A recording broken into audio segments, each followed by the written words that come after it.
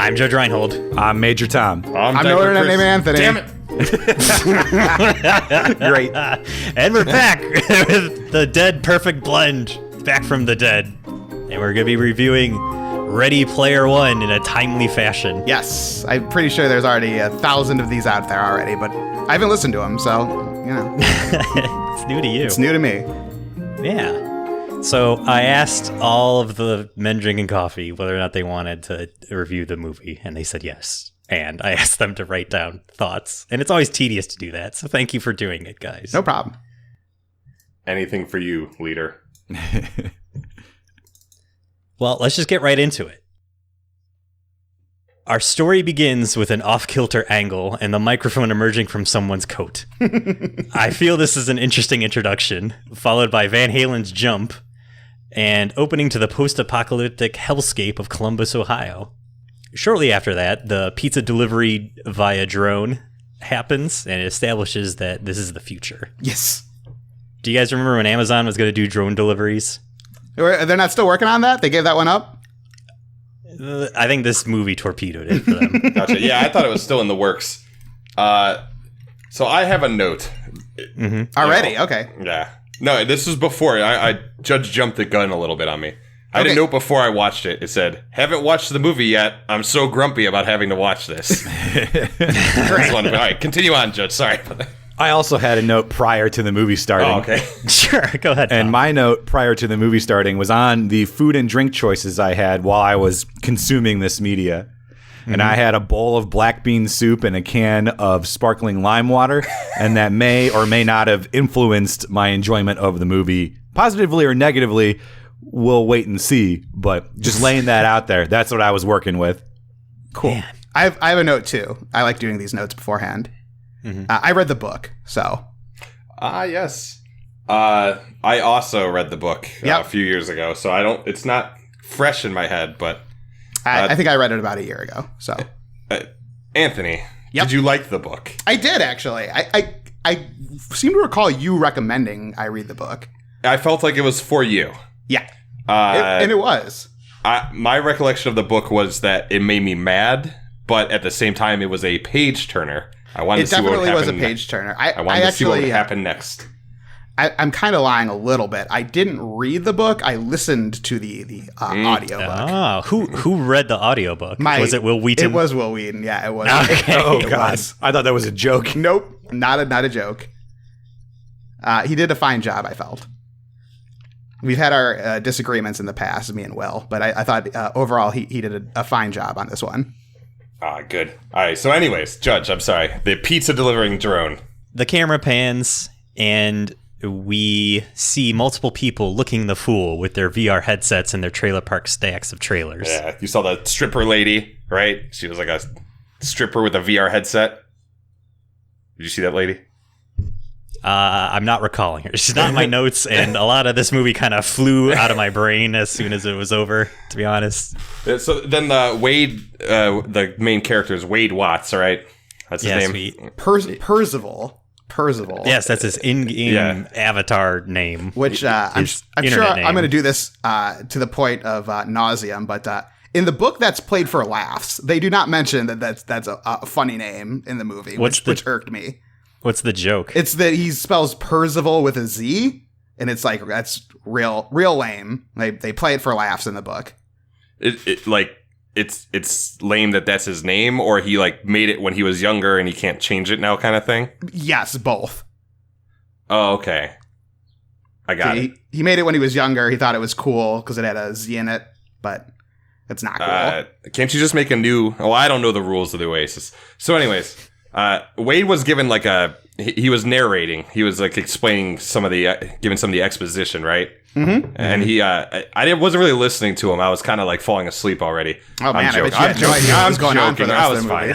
And he's so negative. No, but one thing Wade said that really caught my eye, and I had to mark it down. I had to write it down. We'll see if we wrote down the same thing. I wrote down something too. All right. Let's do it. 1, 2, 3. All right, and then say what it was. All right. 1, 2, 3. Bad with White. Yes. Yes.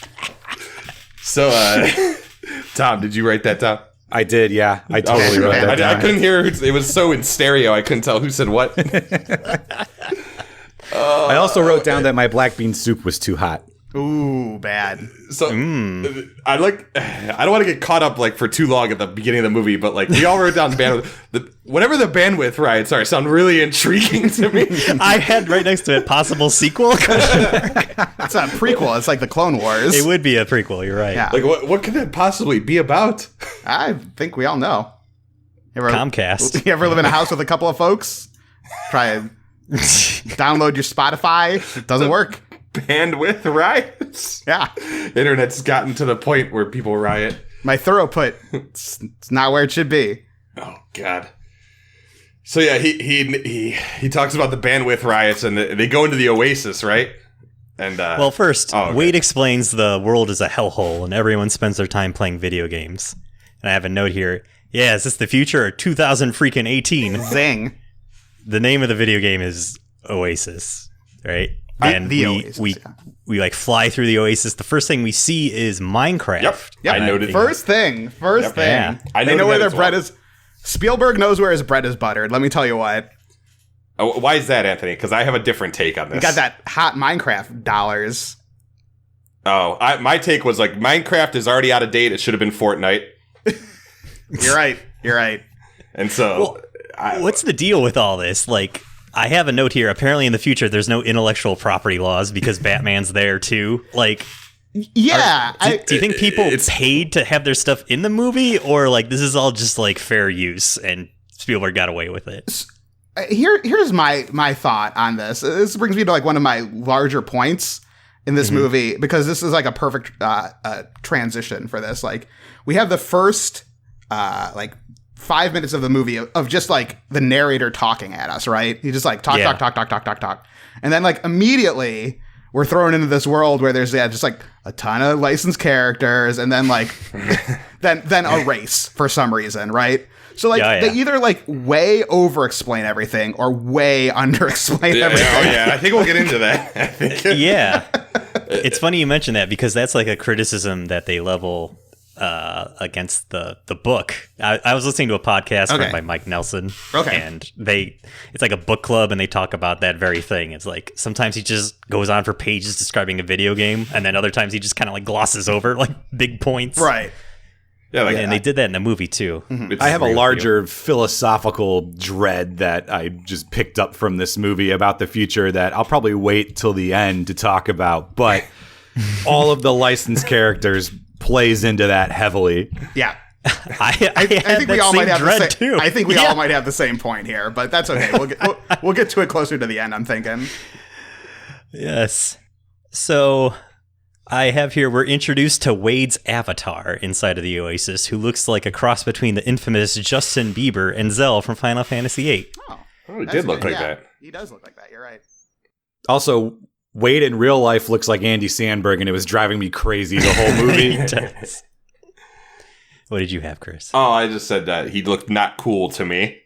It was not a very in-depth What about note. when he changed his hair? That was pretty cool, right? You can change your hair whenever you want, brother. I thought both haircuts were bad. They were both equally bad. But I don't know what the future, like what haircuts are popular in the future, so that may have been a popular haircut. But apparently Minecraft is still very popular. Right. But so 2045, Minecraft, still going strong. Yeah, exactly. Minecraft world. So, anyways, continue on. I saw Tracer at this point. Okay. Not to spoil it, but I think I counted 5 different times that I saw her. Explain to the folks who Tracer is if they don't play it. Tracer is a character in the video game Overwatch who had her butt outlawed because people complained about it before the game got released. She doesn't have the biggest butt in the game, but she has the most illegal one. Again, I'm questioning, like, did Blizzard want her in here, or did they just like know that Overwatch is kind of popular during filming? What am I talking about? Filming. Like 5% of this film was filmed. The other half was, or the other 95 was rendered on a computer. So Wade is searching for his friend H, who's apparently on Planet Doom fighting Freddy Krueger. All right, so Planet Doom, is that Doom the video game? I assume so. But then I couldn't tell. Then at the end, there was like sort of like a Mount Doom / like Mustafar Star Wars temple. Oh, yeah. I don't want to jump ahead too far, but I was like, I wasn't sure if it was a direct Doom reference because I think it should have been Planet Doom parenthetical 2016. Right, there was no Doom guy. There was no Marine man. It might have been the 2016 Doom. I couldn't tell. Okay. So yeah, they go to Planet Doom. We meet H, right? Mm-hmm. He's like fighting Freddy Krueger, and this is like right off the bat, I'm writing down, this is going to be difficult to document. It's pretty much my reaction. I wrote down Freddy Krueger, and I feel like I missed 5 minutes of important exposition by trying to just write that down, or 30 seconds. I have a note that H has a prison informant TV voice filter for some reason. I didn't like it at first, but I kind of just tuned it out after a while. You could say that about a lot of stuff in this movie. Fair. So the movie goes on, and we cut to various people around the world reacting to their avatars dying in the Oasis. And the world seems pretty normal despite this being a post-apocalyptic setting. A Japanese businessman almost jumps out of his real-life office building because his guy dies in a video game. Yeah. Reminding me of myself every time we lose in Overwatch. What happens when you lose your avatar? Did they ever establish that? Yeah, they do. You go back to level 0. Yeah, you go back to level 0 and you lose all your stuff. Mm-hmm. Okay. But nothing. I mean, there's no you don't have to There's no penalty, stakes really. Yeah. Yeah, I was gonna say it's just a video game. Why do they care? Well, my understanding is that people had spent like tens of thousands, hundreds of thousands, even millions of their own dollars on in-game stuff, and that is all lost when you die. Right. So people go bankrupt or go into serious debt to load out their avatars. Ah. So here's another thing that bothered me about that, which it doesn't make it. They don't explain. Is there like a PvP zone or all the worlds? That's a good question. Because if you've spent what's this? It's just there's just a bunch of people walking around. There's no laws or anything. They make that a point. It's in the book, if I remember correctly, there are PvP zones. Right, exactly. In the book there are, but I'm saying just for the movie, they're they don't explain that at all. Mm-hmm. So you're just what's to stop people from just walking up and shooting you in the back of the head and stealing all your stuff? Yeah, I mean, you're not going to die or face any real life consequences. Right, there's no cyber police. There's no, there's nothing's going to happen. Does this not also establish Oasis as play to win, essentially? Yes, totally pay to win. Yeah. That's kind of the plot point, isn't it? Yeah, actually. I mean, essentially. Yes. Am I wrong for thinking that this is supposed to take place in a post-apocalyptic future? Because most of my notes are based around that. It is, and I feel everything's still looking pretty okay for the most part in this. Right. This is definitely, when I was envisioning it while listening to the book, this is definitely not the world that I was seeing. Mm-hmm. So we're introduced to James Halliday, creator of the Oasis, who's like the Woz to the other guys' Jobs. He also looks like Trey Parker. He came off the way he acted and kind of came off to me like a mix between Andy Warhol and Jim Carrey playing Andy Kaufman. Oh, that's good. That's the vibe I got from him. Still more personable than Zuckerberg. Yeah. Oh, yeah. Did you guys see that? Sorry, you can cut this out if you want. Jim Carrey tweeting at Trump about wrestling. You guys see that recently? No. I have not heard any Jim Carrey news in 4 years, though. It doesn't matter. I didn't see whatever you're talking. He's been doing a bunch of art lately, and one of the things he did was Donald Trump in the WWE. But I think that Jim Carrey doesn't understand that people know that wrestling is fake, which is incredible because he played Andy Kaufman, who did the greatest worked shoot of all time. It's I think you're getting worked by Jim Carrey, Anthony. I don't think so. I think Jim Carrey, you guys. I think Jim Carrey might be an idiot. You guys. I think Jim absolutely Carrey, not. I think Jim Carrey thinks that people think he's talking for real out of his butt when he talks in Ace Ventura. Wait, he's not. So James Halliday, you mentioned he was Woz, right, Judge? Mm-hmm. And I feel like Woz has charisma. This man certainly did not have charisma to me. No. Yeah, I retract that statement after talking to you about it. He's probably more like Richard Stallman. Why would that Richard Stallman be famous? And what planet? This really is science fiction. This is the creator of Linux, right? That's who you're talking about? No, he created like an editor you can use on Linux, which, my God, in the pantheon of fiefdoms to create for yourself, that's so pathetic. But I think that this film and book obviously is trying to glorify the hardworking nerd behind the scenes. Yes. And it's not hard to see why the nerd is behind the scenes because, he's like a charisma vacuum. Right. At some point, they show a clip from when they first launched. They did the presentation for the original Oasis, and it was nothing but cringy jokes and really awkward exchanges and all these people in a room watching this guy trying to give a presentation, and it was ridiculous. Right. But like they were treating him like Jobs in the universe. Yes. Like, Halliday's a genius and he's on the cover of Newsweek. It's like, well, unfortunately for David Klein or whoever wrote the book, it's not nerds who really get the notoriety. It's more so whoever the face is. But it's the notoriety is oftentimes tied to charisma. Like it's very seldom that's not the case. Like I talked about it with Judge, like Steve Jobs, like his greatest strength was not understanding the technology and not being like the total nerd, right? Like he demanded a lot of his people and like he envisioned stuff that someone with a really technical mind, I feel, would say is not possible. Right. He didn't know like the limitations of technology. And that let him force people to come up with new things. Whereas I imagine Halliday was like really good at like optimizing RAM usage or something. And it's like nobody cares. So James Halliday he died 5 years before the movie began, and they play a Dracula noise for some reason when they state this fact. They did? Did they really? I might have missed that. Oh, okay. Like one of those, I got you, like the organ playing. Okay. I gotcha. Yeah. Right. Yes. All right. So I want to get into one of my larger points or something I noted. All the flashbacks. So they constantly have these flashbacks back to like Halliday starting his company. Tom talked about it early on. It seems like back in the 90s or the 2000s, right? Back to the past, to a time where there were shitty games that weren't very Back good. to the future, like the car driven by Wade and the race. Yeah. So I found all of those to be the most fascinating part of the movie. Like, I'm like, I wonder how they spun up this company and how they got this all to work in this. I want to know more about that and not like this Easter egg hunt, but maybe that's just me.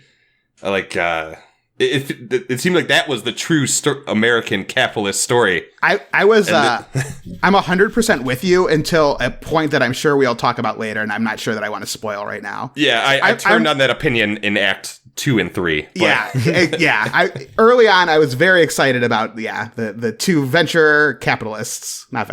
the two entrepreneurs making video games. Yeah, that kind of does fall by the wayside now that you mention it, but I guess we'll get to that later. Yeah. Halliday releases a videotape of his last will and testament, and I have in parenthetical, a videotape is like a YouTube for the youngsters out there. Halliday turns into Gandalf and challenges the world to find his secret treasure, which allows you to become the most desired thing of any nerd in the world, a system admin. And also you get a lot of in-game currency. Yeah.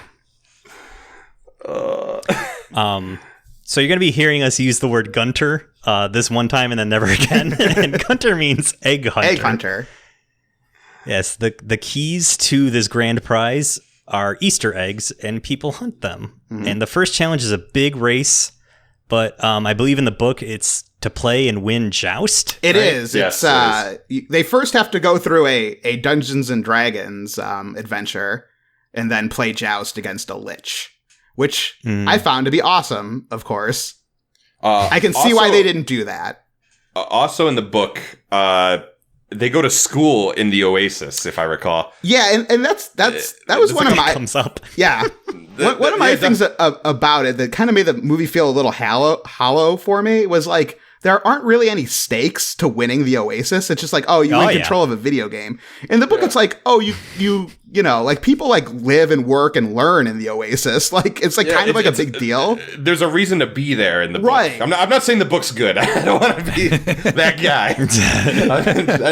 These are things you could do in the book, I guess you can't do in a movie, but yeah, there were more stakes, I felt like, in the book. Like control of the Oasis basically like means you got control of Warcraft in this in this movie. Like, okay, that's neat, but who cares ultimately? Yeah, like what are you really gonna do? Just max out your stats? Okay. Yeah. Like whatever. So he's in the book, he's at the school and he figures out that the Dungeons and Dragons map or dungeon is like near the school, I believe. Yep. Yeah. And then that's where he goes and plays Joust against the Lynch or whatever. The Lynch? The Lynch and his friend Kane. The Stephen Lynch. So it's a race in this one. Yep. And I have a note about the start of the race, or near the beginning of the race. Wade sees Artemis, right? Yep. Artemis is the girl, the lead, female lead. And Wade notes when he sees her, you know, he's talking to his friend H, and he quote, this is a quote from him. "I've seen all her walkthroughs, her Twitch streams." Yeah. I wrote down the Twitch shout out as well. Does Twitch still exist in 2047? Did it survive the bandwidth riots? It did. It led the charge in the bandwidth riots. How am I going to watch Friday Night Magic if I don't have bandwidth to stream Twitch? I want to know where Artemis's Twitch channel is. I want to know what she's streaming. Is she a casual streamer? A variety streamer? So we were briefly introduced to Nolan Zorrento before I think we go over to the race. Yep. Oh. He's hiring evil gamers to solve the Easter eggs. He's the villain of the film, leader of the IOI. So that's our first introduction to him. That seems like a cushy job, man. Like, probably not a lot of oversight from your bosses. Just like, oh yeah, I'm just trying to find these Easter eggs, man. Just playing some video games, no big deal. I was like, I would take that job. I would take that job for sure. I have a note on IOI in general. So I wrote down that corporations are bad. Yep. Right, following me? Corporations bad. Uh-huh. Multi-million-dollar entertainment franchises, good. Good note. Good note. Good note.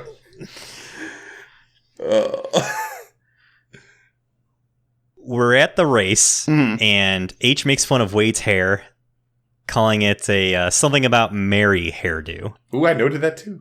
Yeah, they're it's not purely 80s references. Yeah, I think it's something about Mary is like, what, late 90s, early 2000s? Yeah, and I mean, they had the Minecraft reference already at this point, too. Right. And the Twitch reference. Yeah. So, yeah, the book was, like, strictly 80s, if I recall. Mm-hmm. I will have more thoughts on this discussion point at the end of the stream. Wade has a Back to the Future car. Yes. Not in the first... Oh, sorry. Jeez, I'm so mad that you got this wrong, Judge. He didn't have a Back to the Future car the first time he raced. Oh. He had a different car. No, he didn't. Nice. That added a lot. He had a DeLorean both times, didn't he? No, not the first time. Now I'm looking it up. He definitely had a DeLorean both he times. He definitely had the DeLorean both times. He was standing by the Bigfoot car of H in the race, and then he went back to his DeLorean. H has a monster truck, yeah. Correct. Yeah, H does have a monster truck. I misremembered. Maybe I thought he was driving the Batmobile or something. The Batmobile is in the race. The Batmobile was in the race, yeah. The Adam West Batmobile. Yeah. He was driving the Mario Kart go-kart. He was driving the hearse from the Munsters. I would drive that car. I know, that car is great.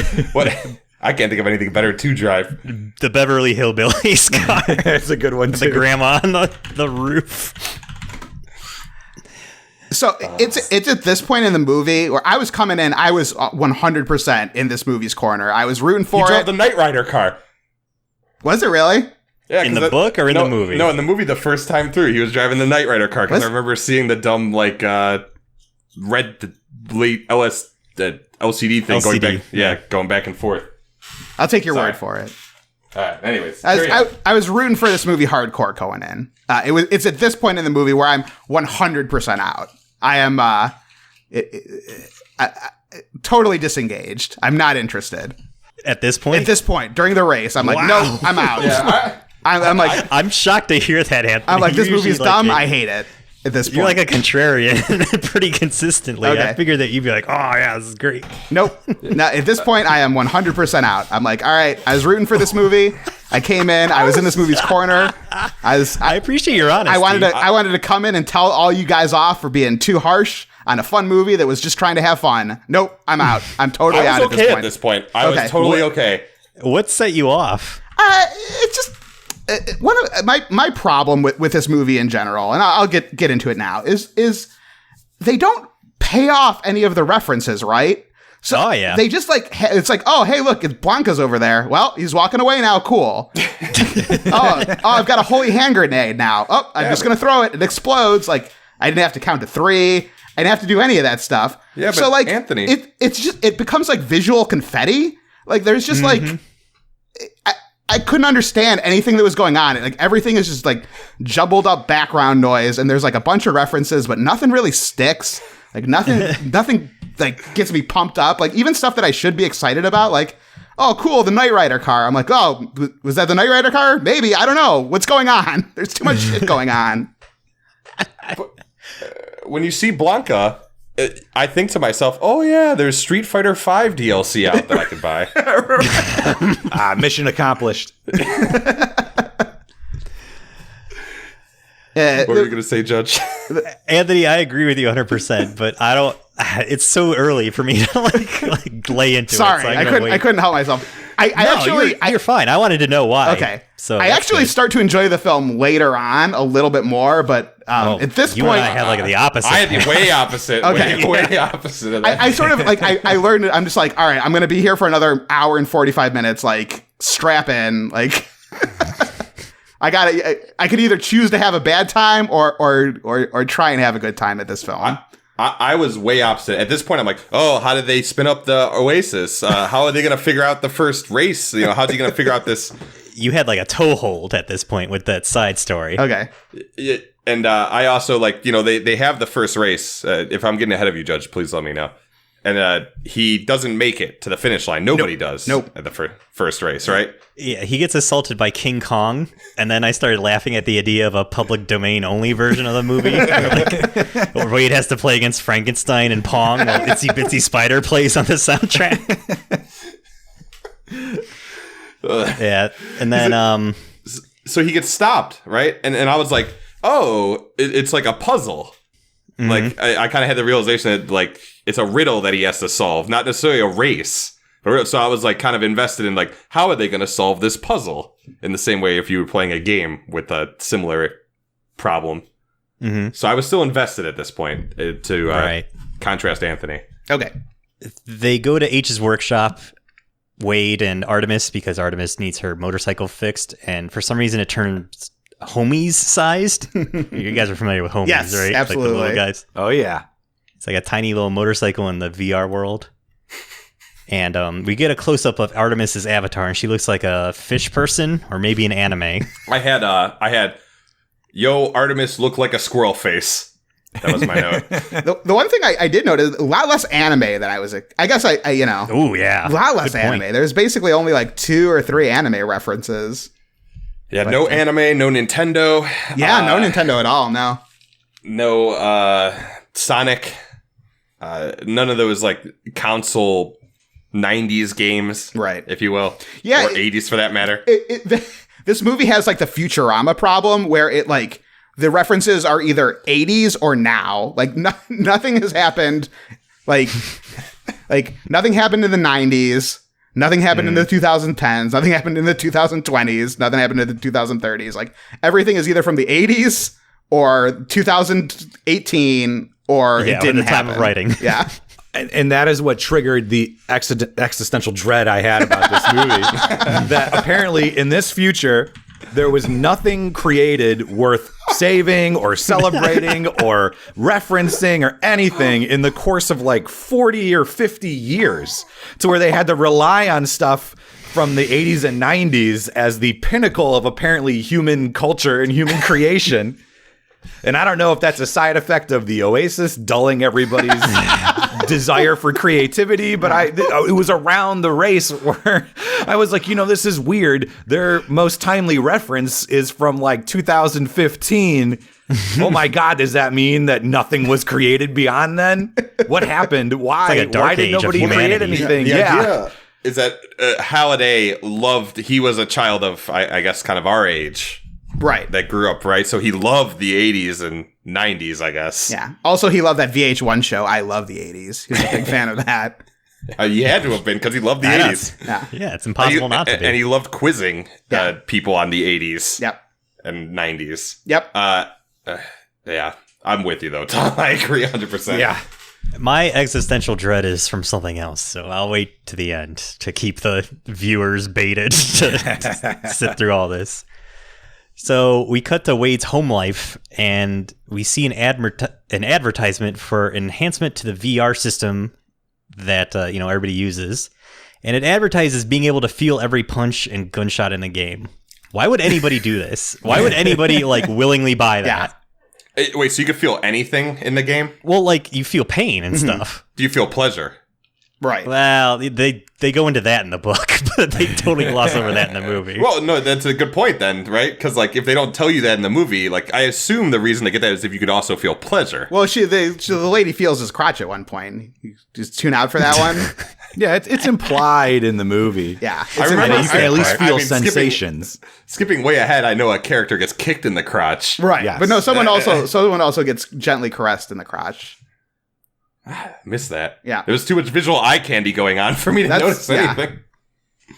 I mean, come on, let's be real. The first probably 2 versions of Oasis totally funded entirely by weird sex perverts. Oh, I'm sure. Yeah. It had to Of have been. course. Yeah. The unsung heroes. I mean, they decided the format wars for VHS versus Betamax. They did it again. They probably for solved the Blu-ray bandwidth and wars. HD DVD. Yeah, I mean, The bandwidth wars were finally resolved by the porn industry. this weird sex perverts are the real, controlling hand of the world. They decide everything. Wade's, I don't know, aunt? Aunt. Is that who that is? That's its aunt. Yeah, her boyfriend punches him after being called a noob, which is a victory for gamers everywhere. Yeah, he's mad because Wade made him lose the race. Why was he mad? About gloves? No, He was mad about gloves. He stole his gloves, so he had to use shittier gloves. He didn't have his Mad Catz controller. He had to use his. Why was he mad about the gloves? Because he wanted to use the gloves in the race. He wanted to use the better gloves. He had a better pair of gloves, I guess. That's what how I understood it. Is Wade took his better gloves to go hobnobbing around the Oasis, and so he had to use these junk gloves, and he lost his game because of it. So Wade remembers that Artemis gave him a clue, and he goes back into the VR. He meets a butler kind of steward of the Museum of James Halliday. Yeah. And he, the video makes him realize that you need to go backwards in the race. And I know Red Letter Media said this, but it's very true. Nobody tried to go backwards in the race before. Doesn't everybody do that in a video game? Right. This has been going on for 5-7 years now. No one's let's just go backwards.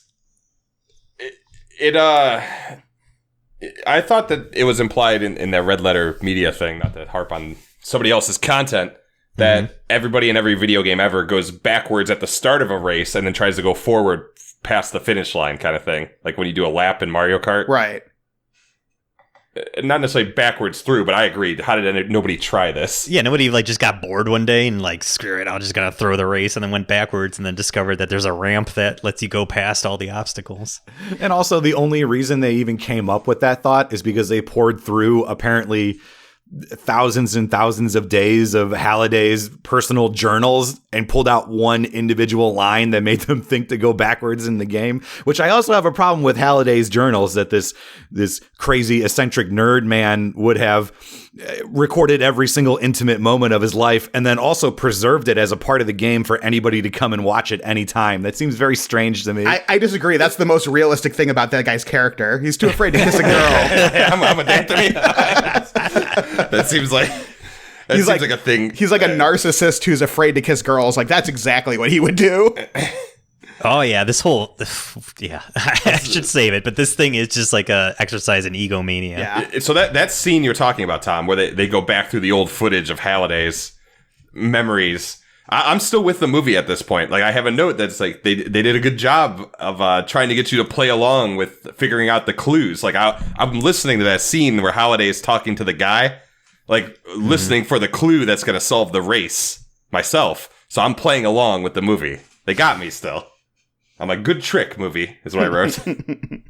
I would have watched a Social Network-esque origin story of Oasis and the founding of the company and the falling out between the two head people. I think that would have been good. I would have ate that up. But I was okay if the movie was going to be this blend of like that and solving these riddles. But it kind of didn't turn into that, as we'll get into. So Wade wins the race, and he and H go to the VR town to celebrate their win. We see Tracer again doing the illegal butt pose outside of one of the shops. She features surprisingly heavily in this film so far. Yeah. So Wade goes from shop to shop, and among the items that Wade covets, Anthony mentioned a couple of these, but it was a Zemeckis cube, which is or this either was the Zemeckis. My notes aren't very clear. I'm sorry, but this either is the Zemeckis cube or it's something else. But a bomb that kills everyone on the Oasis, including the user. A holy grenade from Montgomery Python, and Gordon Freeman's hazmat suit. Oh, it was Gordon Freeman's hazmat suit? No, it wasn't really. Oh, okay. I was seeing if I could sneak that by you. I believed it. That was the worst part. I believed you. The Zemeckis cube was the Rubik's cube that turned everything back 60 seconds. Oh, okay, you're right. That comes up later. I thought this was just like stupid references, but every single one of them plays a part in the movie. Yep. The Zemeckis cube I thought was literally just a Rubik's cube, but they couldn't use the Rubik's brand.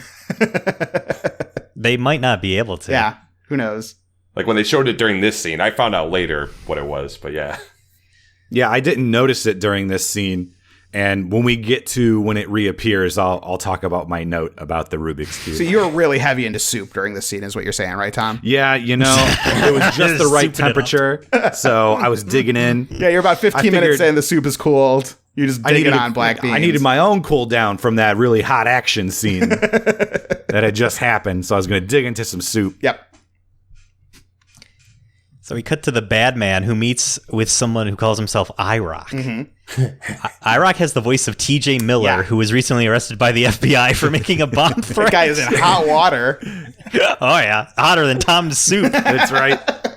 Wasn't he also kicked off his television show, the Silicon Valley? He quit it because of his own volition, apparently. But I guess that guy has problems. Yeah, it was more, you can't fire me, I quit. But. Yeah. I stopped watching Silicon Valley in season 3. Is it still good? You and me both, man. Anthony, you and I need to catch up. We really do. We'll talk about that later. Okay. But that guy's a loose cannon. That's the point. That TJ Miller guy. I think he also played the voice of the poop in the Emoji movie. I might be wrong on that. He was in the Emoji movie for sure. I'm not sure if he was the poop. We'll just say he was. Okay. So Wade explains how to win the race to Artemis and H tells a Japanese samurai man how to win the race, and then the Japanese samurai man told a man on fire how to win the race too. These people eventually go on to like be like the group of protagonists we follow. We mostly follow Wade and Artemis, but this is like our group finally gets established, I guess. Right. The X-Men have been formed. They call themselves the High Five, I believe. Yes. Because they're the high five on the leaderboard. And that pretty clever name. I'll give them that. Pretty clever. I agree. So there's a scoreboard that like everybody in the world pays attention to. And, the 5 of them are on it. And so Wade is the most famous one because he was the first one to solve it. And he's going to the Halliday library in the VR world. And I kid you not, Beetlejuice greets him warmly. Hey, how you doing, boss? I was hoping that you documented this, Chris, because I know you're a big fan of Beetlejuice and his endless puns. I must have been taking one of these bad notes down and missed it completely. I'm sorry. Man. It's okay. So Goro from Mortal Kombat? Yep. Yeah. Okay. Yeah, he carries Wade's avatar away from the crowd of fans, and the alien from Alien bursts out of Goro's chest, revealing Artemis was disguised as Goro. This is so hard to write this. Reference. This is how I wrote that. Reference note. Goro, confetti. This is all. I have question marks. Right. Question marks over all of this, like every third word. Goro saves the kid, and then all of a sudden the alien from Aliens comes out, but the alien is a sock puppet controlled by Squirrel Face Girl. That's how I wrote the note. Reference confetti. Confetti. I was confused because I wasn't sure if I was getting the references because it seemed like it looked like Goro and it seemed like the alien from Alien, but like I don't know. Anyways. I know I was really terrified the whole movie that there was going to be a bunch of references that I didn't get, and I was going to feel like an idiot. But I was okay for the most part. Yeah. Here's what I do, Tom. Whenever I'm with my my significant other, and she's like, "Oh, what was that a reference to?" and I don't know what it is, you say, it was from an anime, babe." You wouldn't get even it. Even if she watches a lot of anime, she can't possibly watch all the anime. You just go, So it's always safe. it's an anime thing. Don't worry about it. That's a good trick. I'm gonna steal that. So Artemis and Wade watch a film about Halliday where he dated a lady named Karen Underwood. And the romance inspires Artemis to ask Wade out on an in-game date. Mm-hmm. Yeah. The girl asking the guy out. Yes. Sadie Hawkins dance. The dream of every... No, I'm not going to say Nerd. Exactly. So Wade's avatar is dressed like an English dandy in preparation for his date. Yep. And then he transforms into Michael Jackson's clothes from Thriller. Yeah. H is there, and he warns Wade that Artemis may actually turn out to be a man named Chuck. And to be careful about that. Also, I think at some point during that montage where he's trying on different outfits, I believe H mentions how much he hates steampunk, and I got very excited because I also hate steampunk. That was IROC. Later mentions that he hates steampunk and pirates. I was like, somebody said they hated steampunk. I was like, oh my god, this is great. I can finally relate to this movie. The villain. Tom, I had the same reaction, but then I got mad that I related to someone in the movie. I went through a range of emotions. I thought the first character that he was dressed up as was the Goblin King from Labyrinth, David Bowie's character. But my fiance did not react when she saw him dressed like that, and she's a big fan, so I figured that was incorrect. So I think you're right. He's used just like a dandy. They couldn't afford Bowie's estate's price for that image. You want Bowie, you got to pay. Oh, it's supposed to be Bowie? It might have been. I wasn't 100% sure. That would make sense, though, because, it would. Halliday did love the 80s. Right. I don't know if you knew that. He did. He also loved the 90s and Minecraft. He loved Michael Ian Black Tracer. talking about the 80s. He loved... Oh, I actually have a note here. So Artemis and Wade meet at the Battlefield Earth bar, and Artemis says that she likes Wade's outfit, Barnyard Bonsai or something? Yeah, I'm not familiar with that thing. So. Yeah, it's from an anime, Anthony. Okay, cool. Appreciate it, Chris. Thanks. I'll have to look that up. A furry alerts IROC to Wade's location, and Wade and Artemis try to figure out the next challenge, which is apparently in the Battlefield Earth bar, they think. So they jump into the dance floor, thinking if they had the key, it would open up, but it doesn't.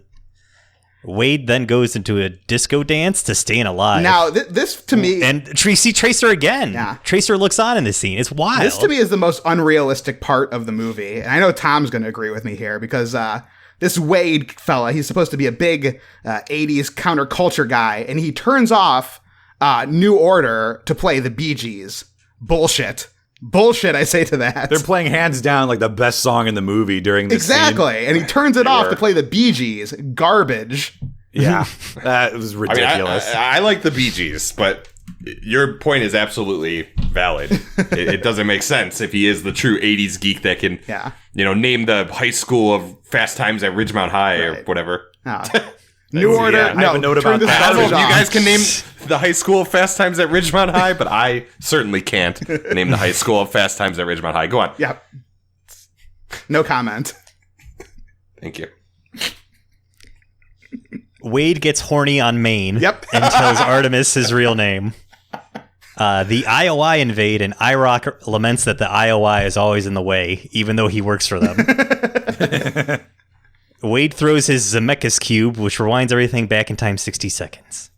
When he pulled out the Rubik's Cube, that was my biggest audible groan of the movie. Good. Because I did not see it during the first introduction of it. This was my first viewing of the Rubik's Cube. Again, 2 into soup. For whatever reason, that was when it all came to a head for me personally. And I let out my first and biggest audible groan of the entire 2 hours was him. And also, in order to activate it, he had to solve the Rubik's Cube, which I think was a very big design flaw. Yeah, that way, realistically, that would have taken me 2 days to do. He just knocks it out. Yeah, it's peel off all the stickers. Yeah, exactly. So, like, Tom, you make a good point. I think all of us probably audibly groaned during this movie. Oh, yeah, for sure. At different times, right? Do all of you kind of know what your loudest audible groan was in this movie, like Tom does? Because I think I have an idea once Tom mentioned that. I'm like, you know what? I know what mine is, too. Which is coming on later. So if any of you can think of it, please note it as we get to it. The bad man and IROC cross-reference Wade's purchases to find his real-life identity. And the bad man offers Wade a job, the fiend. All right, so my loudest audible groan was during this part. Great. Sorrento, the bad man, is trying to entice Wade to join him, as you said. Join the IOI. And he's throwing out the different things. He's like, oh, you get this habitat suit that you could poop in the hole and never have to leave the Oasis or whatever. And you get a full penthouse suite in Columbus, Ohio. You'll get the Millennium Falcon. But they can't show it. No, they didn't. Because they'd have to pay for it. He says that, and I groan a little bit. And then he says, sorry if I'm stealing your thunder. This is my loudest audible groan. Then he says, I will convert, the Sorrento, the bad guy, says to Wade, if I have control of the Oasis, I will convert all the schools on the planet to the Breakfast Club school. And Wade replies, that's a great idea. And I groan. I didn't groan. I was just more like, what the hell? I was so mad.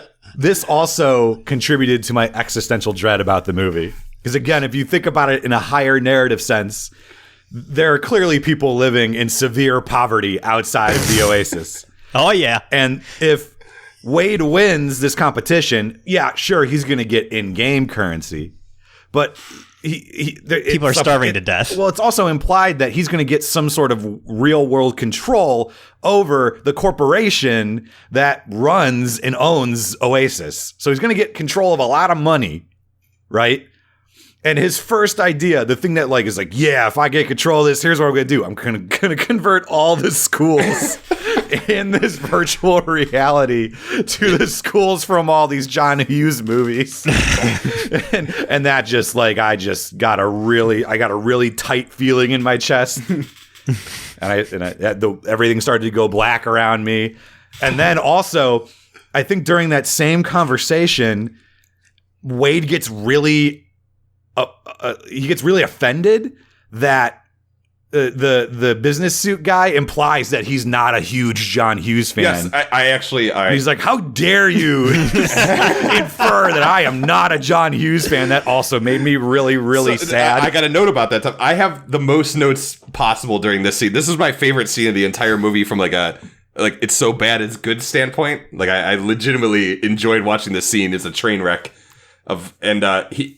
what you're talking about, Tom, he says Wade is quizzing Sorrento on what he knows about Halliday's love for pop culture and what pop culture things he knows, like you said, the school and breakfast club or whatever. And Sorrento replied to him, "You think I'm a corporate geek, but I love pop culture too." I'm gonna defend the film a little bit here because I feel like that was just for it's showing his stooginess, right? He's got all these stooges answering the questions for him. Yeah, but I also felt it was hard for not to see the author coming through at this part, the writer of the movie or the book, and it just felt like he was figuratively speaking taking out his pop culture penis. That's showing basically the whole book. To be fair, it's a whole book, but This scene in particular was like, it felt like a wet dream of his. It's just so rapid no, fire. Him like owning a guy some corporate suit with his pop culture knowledge. Some dang monkey in a suit. Right. Like before he was an author, maybe he worked like a 9 to 5 in an office, and this was like, he would like insult the man, his boss, with a quote from Tank Girl, and everybody would cheer and carry him away. Yeah. That's like how I envisioned it, and that's why it played really bad for me, I guess, but also really funny. Gotcha. No, I can see that. I totally see that. Yeah. Wade isn't buying it, so the bad man threatens him by doxing him. He then explodes the trailer column Wade lives in real life. Yep. Killing his abusive dad or whatever he was, and several other people probably. So a burly man with a tribal face tattoo captures Wade and transports him to Artemis.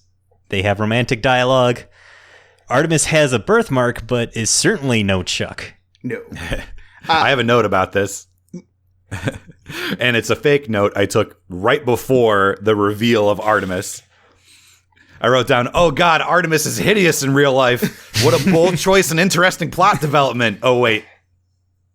It turns out she's just like very cute and has a birthmark, and that's it. The one thing I will say in defense of the book, but not the movie, is everyone is fat in the book, and I really enjoy that. She was chubby in the book, if I recall. Yeah, in the book, like Wade is fat, too, yeah. She's chubby, right. But no, they hired attractive people. H is fat as in the book as well, I believe. Yep, yep. It's the most realistic part of the whole book. And also in the book, I believe the Artemis real life reveal is at like the very end or near the end. It's way closer to the end. Yeah, it definitely happens after like the second or third key, their second key. Yeah. The other thing is when they explode the column. This is gonna get to some spoilers later in the movie, but I don't think it's that big of a deal. They explode the column that his mean parents live in, right? The Dursleys. In the book, like you care about that, not because of like his aunt and uncle who are shitty, but like the downstairs neighbor that we meet for a second, who's like real nice to him in the movie. But she's just fine. She apparently was not in when they explode her trailer, because we see her later in the film, and she's just fine as fine can be. Oh, good. Yeah. So there are no real consequences for that scene. True. In the movie. No, in right? the movie. In the book, there are, some. It doesn't come back around until pretty much the last 5 minutes of the movie. Right. Artemis determines the next clue somehow, and it turns out it relates to the movie The Shining. And Chris, you wanted to know when we groan, but the whole segment with The Shining was like, it was really bad. Like, it was just so poor. Like, it's hard for me to articulate why, but I got really antsy just watching these scenes because we follow H around inside of The Shining because he'd never seen the movie before. It's just like, was I supposed to be thrilled? Like, was it supposed to be funny? Was I supposed to be afraid? Like, it just... We got to talk about the book again here. Okay. We got to talk. So the second key in the book is Wade goes into a simulation of the 80s Matthew Broderick movie War Games. Yes. And he has to play the role of Matthew Broderick scene for scene, and if he gets it wrong, he like gets points deducted or something. So he has to like play the role of Matthew Broderick perfectly to get the key. And it made sense with the while it was dumb, it made sense. It was like, I don't understand what the objective was in this Shining scene. No. And I don't understand why they were in the Shining. Nope. It made like zero sense to me why they were here. This is where it like really goes off the rails plot wise. And I'm like, I don't know what's happening and why we're here. I was a little bit into it when we saw the little girls. I was like, oh, okay, this is going to be fun. We're going to like go through The Shining. And then we didn't really go through The Shining. Exactly. Yeah, That's what I'm saying. Yes, exactly. I saw little girls. I was like, oh, excited. this is going to be a fun little subplot into the... I love the Shining. That's a fun movie. I love that movie. I said, oh, The Shining is great. Maybe we'll just get to watch some of The Shining for a little bit, and that'll actually be really good. But the whole I thought the whole idea of them going into The Shining was because the clue pointed to something that Halliday liked Because the whole premise of the second clue was it was a creation that was hated by its creator, and the whole crux of The Shining being the point of this was that apparently Stephen King hated The Shining movie. Yes. Mm-hmm. Right? Okay. Yeah. But Stanley Kubrick made The Shining better. The I agree Shining book sucks. 100,000%. So, yeah, no, I'm with you. Like Stephen King didn't hate the Shining book, did he? No, he hated The Shining He hated the movie. movie, so it doesn't even make sense in that context either, because he didn't really create the movie. No, And that's why I was so confused. Well, and there's a huge right. And they're just- logic problem because, like, they get to the right answer by following the wrong clue. Like, they think that, like, oh, he hated the creation because, like, he went on this date and didn't kiss this girl. But really, it's The Shining because, like... Yeah, it had to do with a different person. Like, the reason they get there, like, doesn't... Like, they're not, like, following the path of the clues. They're following another trail and just, like, blindly stumble upon The Shining. They're like, oh, Yeah, and then- I guess this is right now. Cool. And there's a zombie, and they fall in a tub, and then all of a sudden, like, I must have turned away to take a note, and all of a sudden I turn around and they're inside, like, Halliday's first game Yeah. that he made, and, like, I missed the, like, connection. I feel like something got edited. For- It's like some important thing got edited at some point. And And I'm like, how did they get from The Shining to here, to your point? Like, and then all of a sudden it was a dance? It all seems like it's like a fevered dream. Like everything's disconnected. Because like my notes here are like he encounters a naked lady and it's supposed to be comedic, and then he falls through the bathtub and he lands in the snow, which is a hedge mage. It's like it sounds like I'm an insane person writing this. I mean, at least the Room 237 and The hedge maze. the meat locker and the hedge, they're like those are all Shining references. There were no zombies in The Shining. right. Right. So I don't know where any of that came from they or talk why. about that. They acknowledge that, like, way later. Yeah, and they're like, oh, it's from his first game. Like, all right, well, if you're going to put something from his first game in, like, maybe mention earlier in the movie that, like, oh, his first game was kind of inspired by The Shining, but he added zombies and blah, blah, blah. Like, give me some, like, narrative so I can be like, oh, I see how we got from A to B here. Like, Or just do ghosts instead, because ghosts were in The Shining. right. All right, Why does it have to be zombies? I was so confused. Right. Well, and again, it's just reference confetti. It's just like nothing makes any sense. They're just like, oh, we're just gonna slam all this shit together. It's gonna be great. Don't worry about and it. H is like walking through being a boob goofball. Yeah. Really taking the edge off The Shining, you know, with his Right. goofs, like, hey, naked lady, hi. And then he falls in the tub and then the blood comes out or whatever. I don't know. It was, so they go to this dance, and then Artemis dances with. I have a quote here. Halliday's biggest fear wasn't a scary movie or book. It was kissing a girl. That's the exact thing I had. Artemis actually says it. It's a quote of Artemis. She says, he had a chance to kiss the girl and he didn't. So remember when we were saying earlier in this I like laughed when she said that, just for the record. we were saying earlier that, like, oh, it would be really interesting to watch the development of this Oasis game in like a, Steve Jobs style biopic. This is when I'm like, oh, no, this character is no longer interesting. He's just like a weird nerd who's afraid of girls. Not. Yep. This is exactly where it went off the rails for me. Like it said, same point. Yep. I'm with it. I'm playing along. I'm trying to figure out the clues, and I'm like, oh, nothing makes sense with the clues anymore. This movie, this movie to me is like totally. It's not. I don't want to play along anymore. That was like my reaction. It's totally bipolar in that I'm not sure if this movie loves nerds or hates nerds.